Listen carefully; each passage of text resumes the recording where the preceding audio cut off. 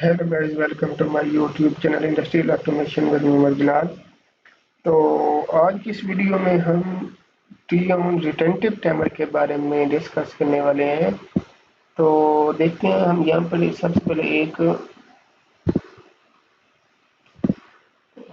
Shift plus F2, इसको यहाँ shift plus F2 करते हैं। सॉरी यार, शिफ्ट प्लस F2,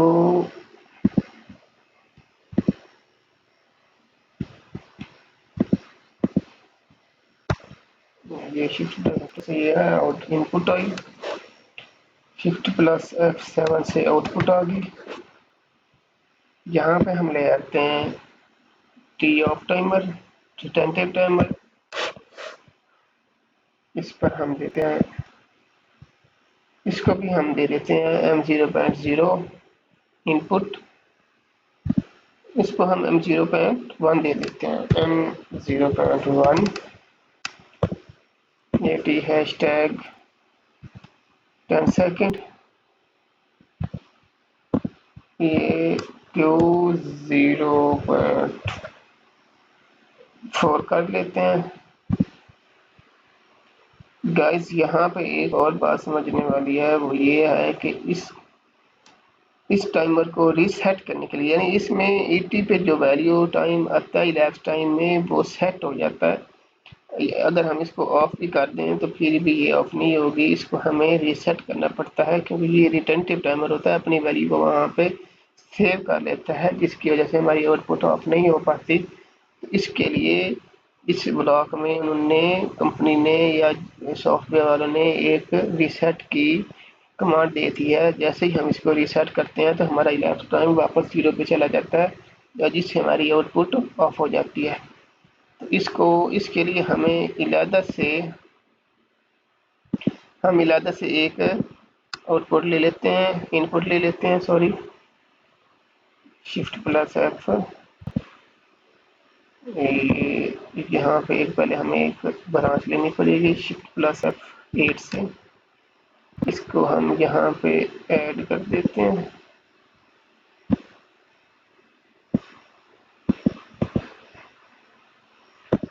बल्कि यहाँ पे हम M0.2 लगाते हैं।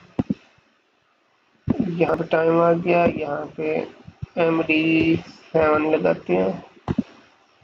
देखें, ये टाइम आ गया, इसको हम डाउनलोड तो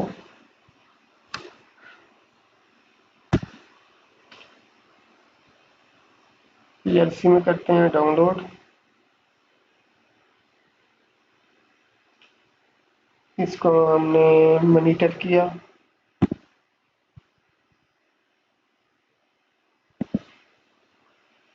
फिर वो ऑनलाइन भी जाना,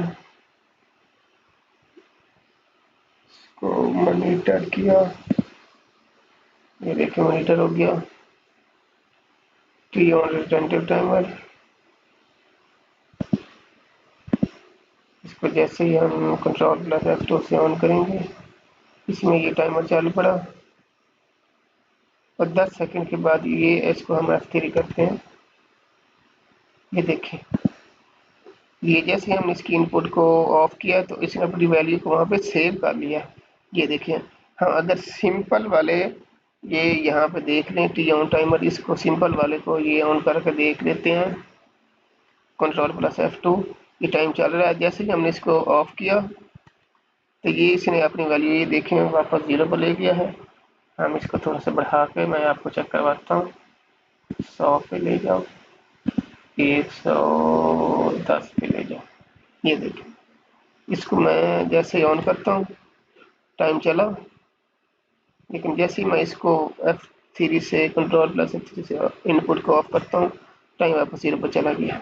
ये देखें, ये अपना टाइम पूरा करने के बाद ही इनपुट को, आउटपुट को ऑन करवाता है, क्योंकि डिले टाइमर है। तो ये टी ऑन रिटेंटिव टाइमर है। देखें, जैसे ही मैंने इसकी इनपुट को ऑन करने के बाद 8 सेकंड का टाइम हुआ था, जैसे ही इसको ऑफ किया तो 8 सेकंड पे उसने अपने इलेप्स टाइम को सेव कर दिया। जैसे ही मैं दोबारा इसको ऑन करूँगा, वो वहीं से कंट्रोल प्लस वो वहीं से अपना टाइम पूरा करेगा और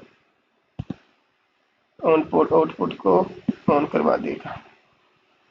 गो ऑनलाइन, ये देखें इसने अपना टाइम सेव किया हुआ है अभी तक, तो कंट्रोल प्लस F2 करते हैं, वो 2 सेकंड पूरे करके अपनी इनपुट को ऑन करवा देगा। अब जैसे ही मैं इसको ऑफ करता हूँ तो ये देखिए ये इनपुट को तो मैंने ऑफ कर दिया, लेकिन इसने अपनी आउटपुट को ऑफ नहीं किया, तो इसको रिटेंटिव टाइमर कहते हैं। इसको हम इसके लिए कंट्रोल प्लस F2 करते हैं इसकी रीसेट के लिए।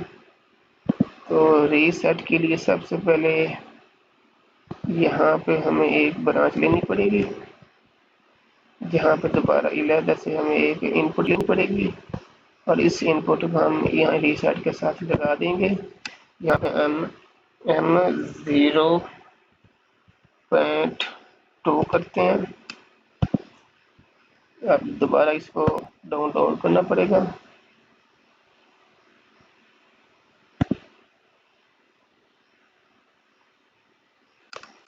ये देखें, ये अभी इसने अपनी वैल्यू को, ये देखें मैं आपको यहाँ से दिखाता हूँ, कंट्रोल प्लस F3 से ऑफ किया।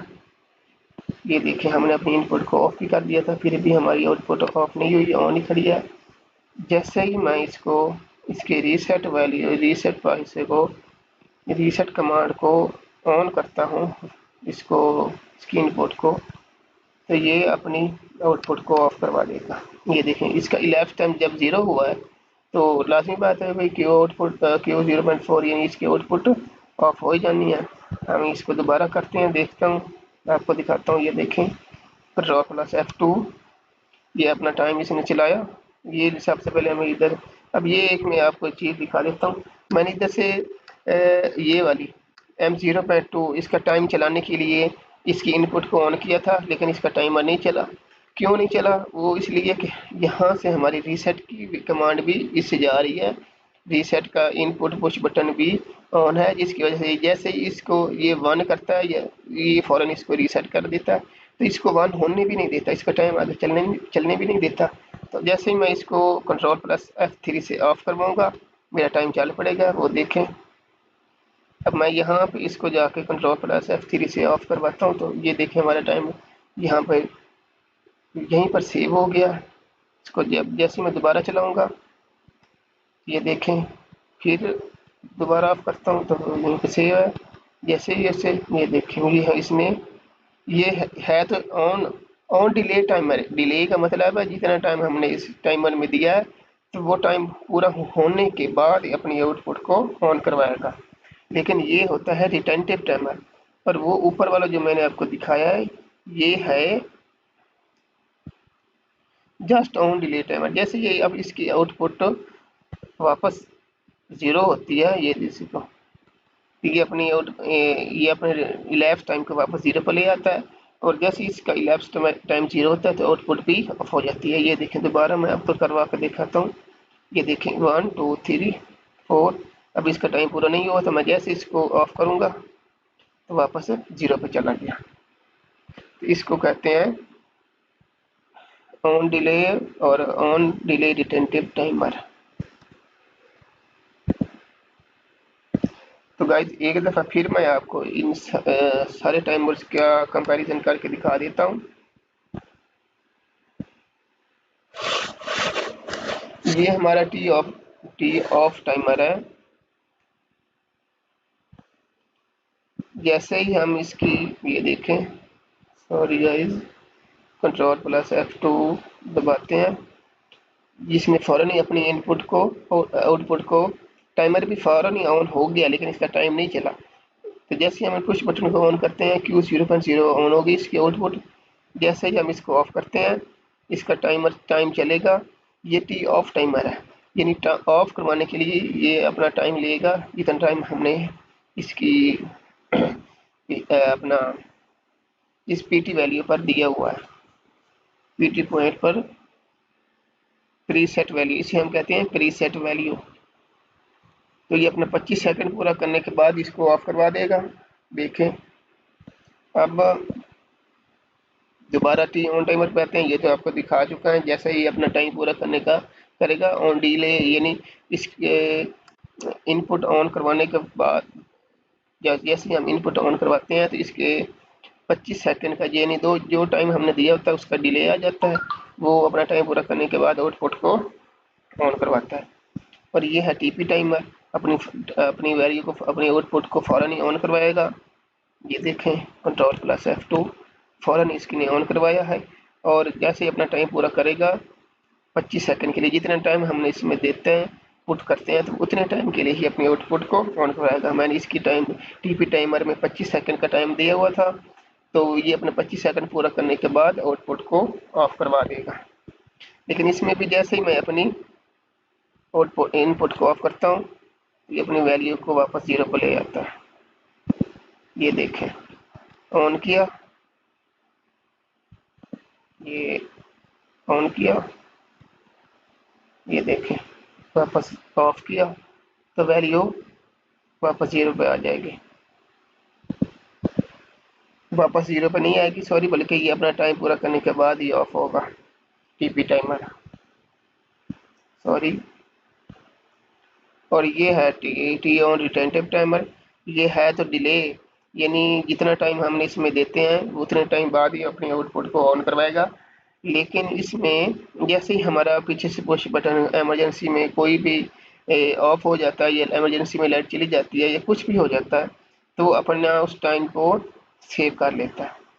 तो ये है, हमने टाइमर हाँ, टाइमर ऑपरेशन के बारे में पढ़ा है। तो इसके बाद हम देखते हैं कि काउंटर्स, इसके अगली नेक्स्ट वीडियो में हम काउंटर्स के बारे में पढ़ेंगे। काउंटर ऑपरेशन क्या होते हैं, ये किस तरह काम करते हैं, और इसको टीआ पोर्टल में किस तरह इस्तेमाल करते हैं।